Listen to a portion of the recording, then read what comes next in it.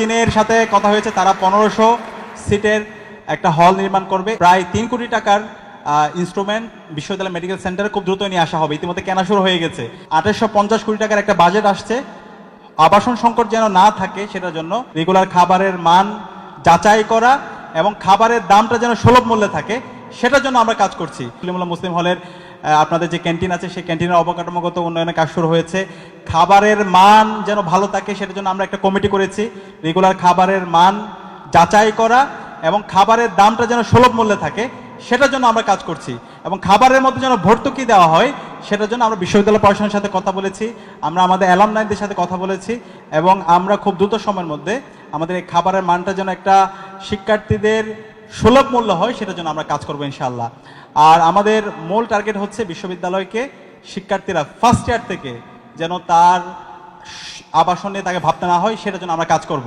তো ইতিমধ্যে বিশ্ববিদ্যালয় প্রশাসনের সাথে আমরা দফায় দফায় বসেছি। 2850 কোটি টাকার একটা বাজেট আসছে। আবাসন সংকট যেন না থাকে সেটার জন্য দীর্ঘমেয়াদী পরিকল্পনা হিসেবে হল নির্মাণের কাজ খুব দ্রুত শুরু হয়ে যাবে। ইতিমধ্যে আমরা চীনের সাথে কথা হয়েছে, তারা 1500 সিটের একটা হল নির্মাণ করবে। এর বাইরে আরও 4টা হল নির্মাণ হবে, সেই কাজ চলমান আছে। এর বাইরেও যারা হলে সিট পাবে না তাদের জন্য যেন স্কলারশিপের ব্যবস্থা করা হয় সেটার জন্য আমরা বিভিন্ন অর্গানাইজেশনের সাথে কথা বলছি। আশা করছি ইনশাল্লাহ আমাদের যে সমস্ত শিক্ষার্থীরা আর্থিক সংকটে থাকে তাদের এই জায়গায় তারা বিশাল সাপোর্ট পাবে। আর আমাদের যে কথা ছিল শিক্ষার্থীদের স্বাস্থ্য সুরক্ষার জন্য আমরা কাজ করব। বিশ্ববিদ্যালয়ে আমাদের যে মেডিকেল সেন্টার আছে সেই মেডিকেল সেন্টার আধুনিকায়ন নিয়ে আমরা কাজ করছি। বিশ্ববিদ্যালয় মেডিকেল সেন্টারের যে ইনস্ট্রুমেন্টগুলো দরকার সেই ইনস্ট্রুমেন্টগুলো নিয়ে দীর্ঘদিন ধরে কাজ হচ্ছে, অনেকে কাজ করেছে। টিকার সাথে এর আগেও আমরা কাজ করেছি।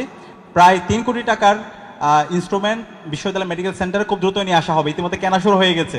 অ্যাম্বুলেন্স থেকে শুরু করে যে যে ইনস্ট্রুমেন্টগুলো লাগে যেগুলো আপনারা বাইরে করান সেগুলো এখন বিশ্ববিদ্যালয় মেডিকেল সেন্টারে আপনারা আপনাদের ট্রিটমেন্ট আপনাদের যে পরীক্ষা সেগুলো করাতে পারবেন। এবং পর্যাপ্ত যেন মেডিসিনের ব্যবস্থা করা হয় এবং ওখানে যেন পর্যাপ্ত ডাক্তারের ব্যবস্থা করা হয় সেটা নিয়ে আমরা কাজ করছি।